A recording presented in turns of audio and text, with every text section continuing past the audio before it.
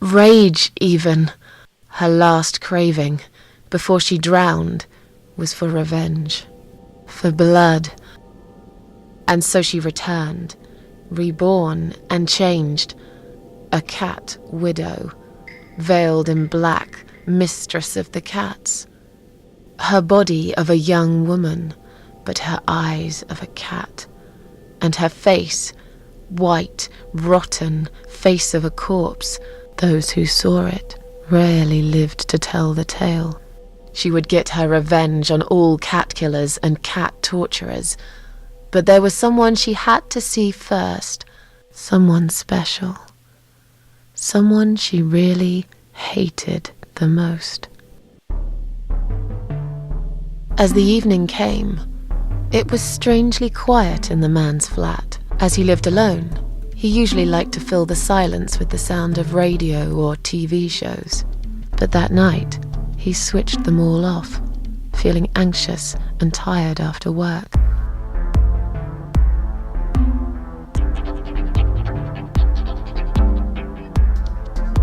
He tried to sleep, but couldn't.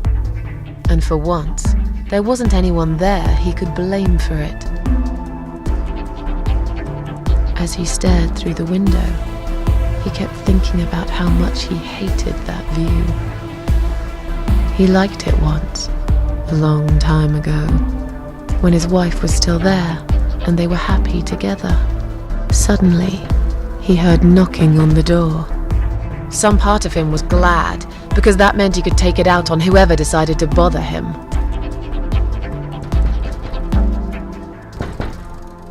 Fuck that dude.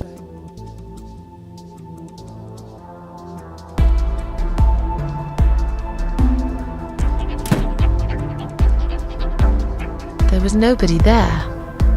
He almost felt disappointed, but before he turned to walk away, he suddenly noticed something down the hall.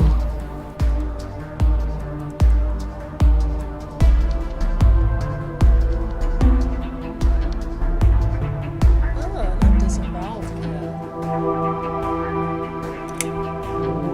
cat. He noticed a shadow of a cloaked figure standing ahead.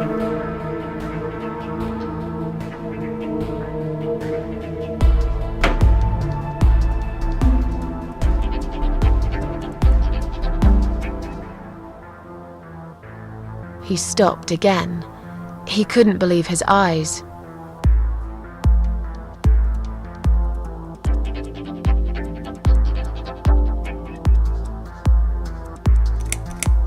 Someone wrote "asshole" on his door.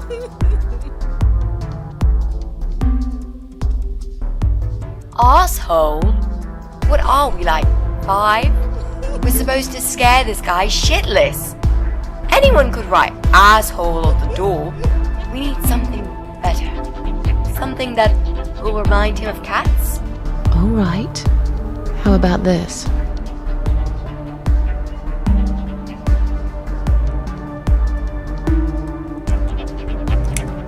Someone wrote "cat killer" on his door.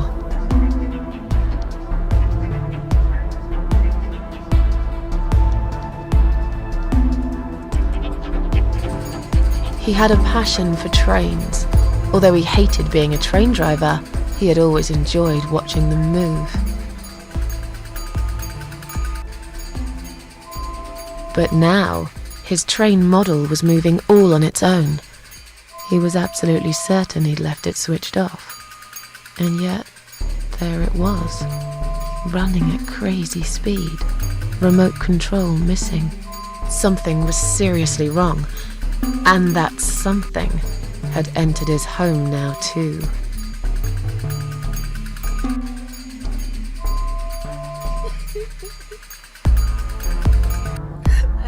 He hoped he was just imagining things, tired as he was. But there was another surprise waiting for him in his bedroom.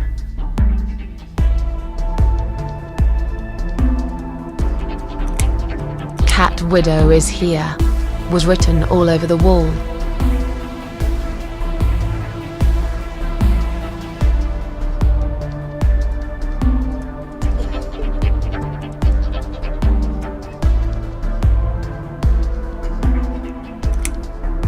Getting really scared now, he decided to call the police.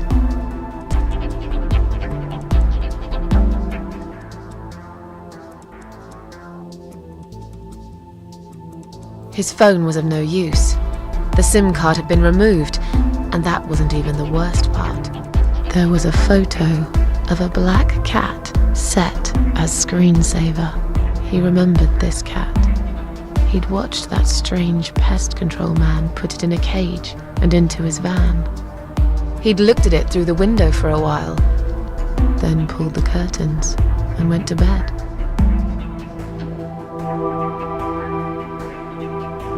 As in a dream, he went to the kitchen to get a drink.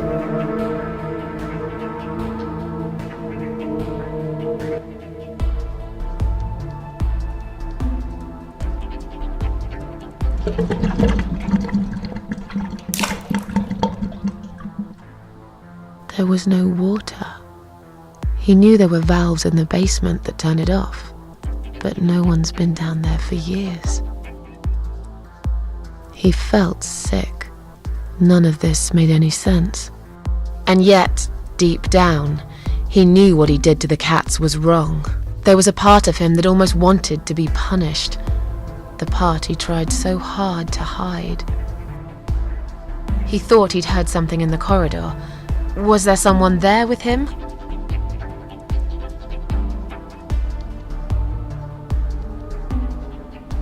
His head was spinning. He felt ambushed, trapped, like an animal. He had to get out of there.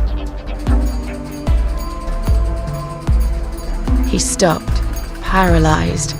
He'd heard something right in front of him. A whisper. More like a purr. She was there, in the dark corner of his living room, waiting. Black veil covering that pale, dead face. And yet, he could almost feel Cat Widow's eyes piercing through him.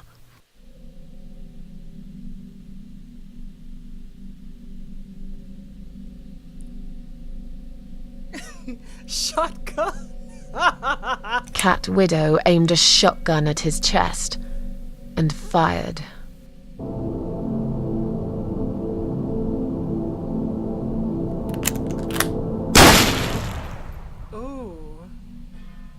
Really? Your sick imagination is running wild again, Mrs. A.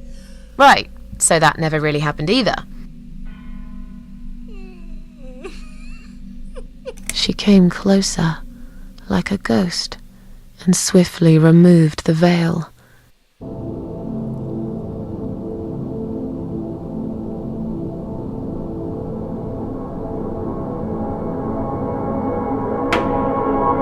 She came back for him, to take him to the river, to make him pay for what he'd done. As he looked into her eyes, he could feel the world spinning around him, his knees go weak, his pants suddenly wet around his crotch.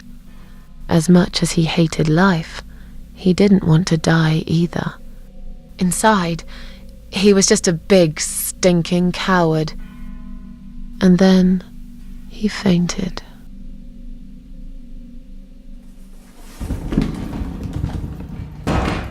Bitch. Did you see his face? I knew he'd fall for this. Yeah, we scared the living shit out of him. Now that's teamwork. Are you sure he won't know it was you, though? Oh, he probably will, once he's had time to think about what happened. But he's too proud to ever admit he's been beaten by a woman. I know him just about enough to know that. Let's hope so. I don't want you to get in trouble because of me. No. That was something I had to do for myself. And I feel much better for it. The only problem now is that we still haven't found Eye of Adam. Because it definitely isn't Brian. I've searched through his laptop and all I found was a load of porn. Let's cross him off the list. Yeah, but who does it leave?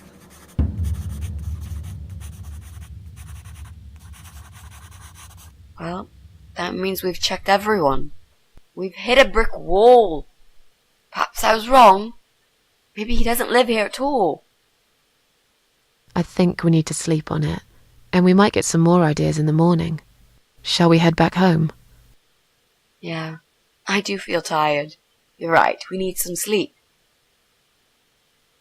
Really wish there was an elevator in this building.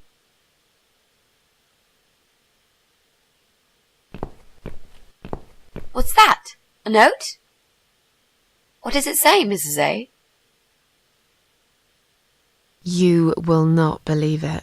Meet me at midnight, both of you. I will wait. Flat 5. Door will be open. Do not fear. Eye of Adam. What? Flat 5. That's the old guy. Can't be.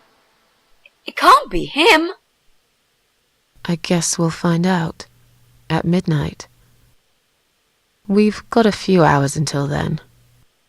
Let's get some coffee.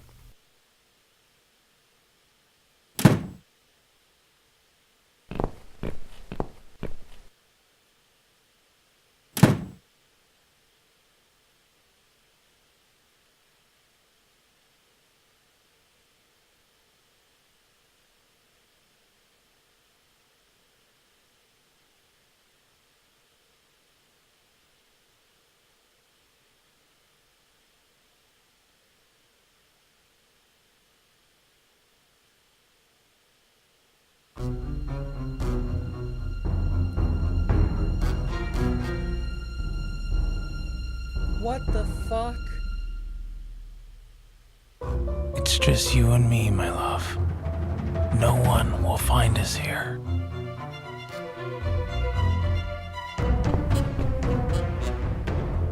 Stop worrying, Ivy. It will be all right. I will always love you. You know that. I'm gonna make you all better.